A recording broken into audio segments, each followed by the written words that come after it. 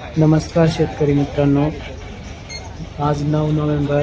तर आजच्या व्हिडिओमध्ये आपण आजचे बाजारभाव अंदाज बघणार आहोत. व्हिडिओ संपूर्ण बघा. तर आपल्याला शेतकऱ्यांना प्रत्यक्ष बाजारभाव विचारण्यासाठी वेळ न भेटल्यामुळे मी आजचे बाजारभाव डायरेक्ट सांगतो तुम्हाला. सरासरी लेवल ही 400 पासून 500 पर्यंत होती आणि चांगल्या क्वालिटीचे माल आहे 500च्या वरती गेलेले आहे 550 पर्यंत. हा माल मित्रांनो 550 रुपये दिलेला आहे.